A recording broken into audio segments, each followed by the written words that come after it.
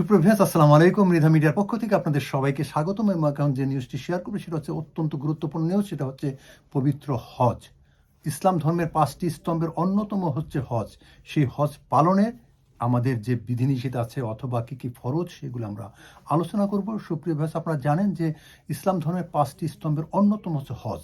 আর সেই হজের শর্তগুলো হচ্ছে আপনি পূর্ণ বয়স্ক অর্থাৎ প্রাপ্তবয়স্ক হতে হবে, আপনার 18 বছরের উপরে বয়স হতে হবে, আপনার ইনকাম থাকতে হবে এবং সঠিকভাবে আপনি সংসার পরিচালনা করার পরে যে ইনকাম থাকবে তা দিয়ে আপনি হজ পালন করতে পারবেন। সেই সাথে আপনার শারীরিক সুস্থতা থাকতে হবে, অর্থাৎ আপনার অর্থনৈতিক সচ্ছলতা, শারীরিক সুস্থতা, পূর্ণবয়স্ক এবং আপনার যদি সরকারিভাবে কোনো বিধিনিষেধ না থাকে তাহলে আপনার জন্য হজ ফরজ। সেই ফরজ হজ আদায়ের যেসব নিয়মকানুন আছে সেগুলো আমরা শুনবো আমাদের খুবই প্রিয় মানুষ, আমাদের অভিজ্ঞ এবং ইসলামী স্কলার কাজী নাসির উদ্দিন কাছ থেকে। আমরা সেই নাসির উদ্দিনের কাছে শুনবো আসলে হজ কীভাবে আদায় করলে সেই ফরজটি আমাদের আদায় হবে। সুপ্রিয় ভিউয়ার্স, আমরা এখন শুনবো কাজী মৌলানা নাসির উদ্দিন সাহেবের কাছ থেকে। ওয়ালাইকুম রহমতুল্লাহি বারাকাতুহু। জাজাকুমুল্লাহ খাইর মিদা ভাই, আপনার মিদা সুখে জাজাকাল্লাহ। মিদা ভাই সুন্দর একটা প্রোগ্রাম নিয়ে আসছেন। হজ আসলে এই প্রথম কয়েকটা শর্ত আছে। 1 নম্বর শর্ত হচ্ছে মালে নেশাবের মালিক হতে হবে। শুধু মালের নেশাব হলে হবে না, উনি সুস্থ হতে হবেন শারীরিকভাবে, মানসিকভাবে। উনি বয়স্ক হতে হবেন। ওনার রাস্তাঘাট যাওয়া আসা নিরাপদ হতে হবে, সরকারি কোনো বাধাগ্রস্ত থাকতে হবে না। তারপরে ওনার হজে যাওয়ার পরে ওনার ফ্যামিলিতে যারা রেখে যাবেন ওদেরকেও ভরণ পোষণের ব্যবস্থা করে দিয়ে যেতে হবে। এইভাবে প্রায় 8-9টা এই শর্ত আছে। মালে নেশাবের মালিক হওয়ার পরেও এই শর্তগুলো ফিল আপ হলেই একজন মানুষ হজে যেতে হবে। তো হজ হচ্ছে ইসলামের 5টা স্তম্ভের মধ্যে অত্যন্ত গুরুত্বপূর্ণ এবং এখানে সর্বশেষ স্তম্ভ হজ মালের সাথে নির্ধারিত। যাদের মাল আছে তাদের উপর হজ ফরজ হয়। তো হজ আল্লাহ তাআলা মহাগ্রন্থ আল কুরআনের মাধ্যমে ফরজ করে দিয়েছেন এবং রাসূলুল্লাহ সাল্লাল্লাহু আলাইহি ওয়াসাল্লাম বলেছেন যে ব্যক্তি হজে যাবে হিংসা, বিদ্বেষ, ফাহেসা সব ধরনের কাজ থেকে এবং একমাত্র কেবলমাত্র আল্লাহ তাআলাকে রাজি এবং খুশি করার জন্য হজ করবে, সে মাসুম বাচ্চার মতো বেগুনাহ হয়ে ফিরে আসবে। এখন আসুন, হজ শুধু করলেই হবে না, আপনার টাকাটা হালাল হতে হবে, মালটা হালাল হতে হবে। তারপরে আপনি হজে যখন যাইবেন, হজের 5টা স্থান আছে। এই 5টা স্থানের মধ্যে 9টা কাজ একজন হাজি করতে হয়। 5টা স্থানের মধ্যে 5 দিনে 9টা কাজ করা কি হজ বলে।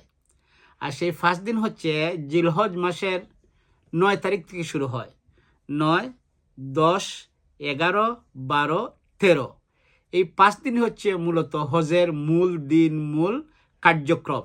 এর আগে হাজি সাহেবেরা যান, গিয়ে উমরা করেন, মদিনায় জিয়ারত করেন, বা কেউ আসার পরে মদিনায় জিয়ারত করেন। হ্যাঁ, এগুলো করার দরকার, সবের কাজ। বাট মূলত হচ্ছে হজের প্রথম হচ্ছে 3টা ফরজ। 1 নম্বর ফরজ হচ্ছে ইহরাম বাঁধা।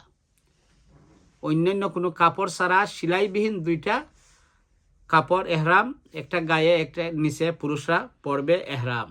মহিলারা যেই কোনো পোশাক পরতে পারেন, ডিলে ডালা বা সুবিধা মতো তাদের হালকা পাতলা যেটা হবে, আর বিশেষ করে 1 কালার হওয়াটাই ভালো।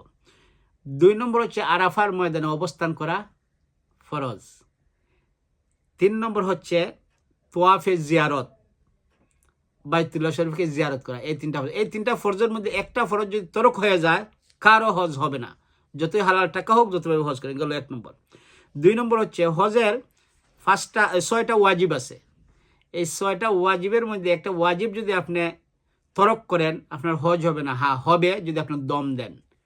দম দিলে হয়ে যাবে, আর দম না দিলে হবে না। যেমন ওয়াজিবগুলোর হচ্ছে সাফা এবং মারওয়ার মধ্যে দৌড়াদৌড়ি করা, সাই করা যেটাকে বলি। এরপরে মুজদালিফায় রাত্রি যাপন করা, অবস্থান করা, শয়তানকে 3 দিন পাথর মারা, এরপরে কুরবানি করা মিনাতে গিয়ে, তারপরে মাথা মুন্ডানো শেষে এরপরে বিদায়ী তোয়াফ করা। এই 6টা হচ্ছে একজন হাজি সাহেবের জন্য ওয়াজিব। এই 6টার মধ্যে একটা যদি তরক হয়ে যায়, দম দিতে হবে। আর এই এই এই যে 9টা কাজ, 3টা ফরজ আর 6টা ওয়াজিব, এই 9টা কাজ করতে হবে আপনাদেরকে। বাইতুল্লাহ, যে আল্লাহর ঘর জিয়ারত করতে হবে একটা জায়গা, আর একটা জায়গা হচ্ছে আরাফার ময়দানে অবস্থান করা আরাফা। 2 নম্বর হচ্ছে মুজদালিফা, রাত্রি যাপন করা মুজদালিফা। 4 নম্বর কুরবানি দেওয়া হচ্ছে মিনায়। এরপরে সাফা মারওয়া যেখানে দৌড়াদৌড়ি করেছিলেন আমাদের হাজরা আর এবং ইসমাইল রাদিয়াল্লাহু তাআলা আনহুকে এই পানি পান করানোর জন্য, এটা হিস্ট্রি বা ইতিহাস আমরা সবাই জানি।